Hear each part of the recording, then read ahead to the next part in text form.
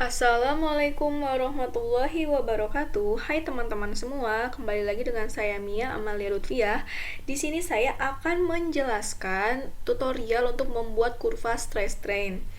Jadi teman-teman, materi di sini tuh kita akan membahas tentang materi karakterisasi sifat mekanik. Jadi uji tarik itu merupakan cara karakterisasi untuk mengetahui kemampuan material terhadap tenaga tarikan. Nah, standar yang digunakan untuk pengukuran ini adalah ASTM F8 yaitu dari Amerika atau JIS 2241 yaitu dari Jepang. Nah, pengujian ini dilakukan dengan menarik sampel bahan sampai putus. Nah, peralatan merekam data tegangan itu dia stress dan tegangan itu dia strain. Langsung saja kalau gitu ke tutorial pembuatan kurva stress dan strainnya. Nah, teman-teman, langsung saja kita akan memulai untuk membuat kurva stress strain-nya. Jadi, saya kasih tahu dulu di sini adalah datanya, di mana nanti kita akan memplot kedua nilai ini stress dan strain.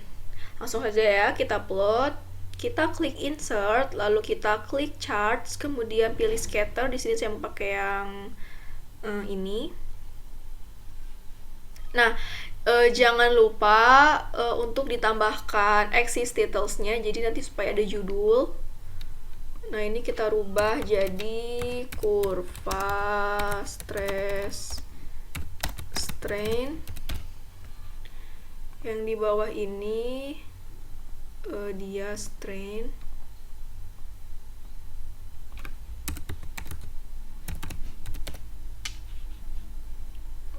Dan ini stressnya. Nah, teman-teman, untuk kurva yang kita buat itu kita lihat titik di sini. Nah, di sini tuh nilainya dia minus 0,844. Jadi bisa dibilang kalau pada kurva yang kita buat ini dia berarti error. Jadi ada terjadi kesalahan pada pengolahan datanya seperti itu. Nah, saya akan memberitahu untuk cara memunculkan nilai R squared dengan modulus Young. Caranya gampang banget, yaitu dengan memunculkan di trend line-nya kita add trend line. Nah, kita munculkan display equation on chart sama display R squared. Nah, seperti ini. Nah, ini adalah nilai modulus Young dan nilai R squared. Di sini saya akan membahas dulu nilai R squared ya, teman-teman. Jadi, untuk nilai R squared ini dia itu untuk memastikan kembali bahwa garis linear tersebut dia benar. Nah, diceklah melalui nilai R squared ini. Nah, nilai yang kita punya R squared ini adalah 0,5024. Dimana kalau nilai R squared itu baiknya itu jika nilainya 1. Nah, kalau misalkan nilainya kurang dari 1, maka terdapat kesalahan bisa dari datanya yang kelebihan atau salah pada saat input data, seperti itu.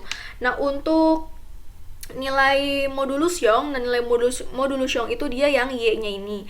Dimana nilai modulus Young itu adalah ukuran kekakuan bahan elastis dan merupakan besaran yang digunakan untuk mengkarakterisasi bahan. Jadi semakin besar nilai modulus Young, maka semakin keras dan nilainya semakin kecil. Jadi sulit untuk meregang dan nilainya pun akan kebalikan dengan nilai pada tegangannya. Nah, bisa dilihat dari kurva apabila daerah plastik garis linearnya itu tinggi atau curam, nah seperti ini, maka dia berarti nilai regangannya itu lebih kecil dan nilai tegangannya yang tinggi, seperti itu. Nah, yang di sininya. Maka material ini bisa dikatakan dia bersifat keras atau hard. Nah, teman-teman, pada bentuk kurva stress dan strain juga dia terlihat jelas bahwa tegangan maksimumnya itu dia mencapai di sini. Di titik ini tegangan maksimumnya. Kita bisa add data table. Nah, di 354,576. Nah, setelah itu dia mengalami necking. dimana necking ini tuh ada sebut penciutan, dan patah akan terjadi pada titik ini. Jadi tegangan pada saat patah itu disebut juga kekuatan patah atau fracture strength. Nah, jika dilihat dari bentuknya, ini itu bisa disebut juga dengan hard and brittle, seperti itu.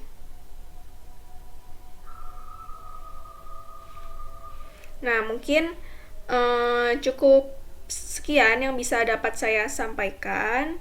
Semoga bermanfaat dan mohon maaf apabila ada sedikit banyak kesalahan. Terima kasih.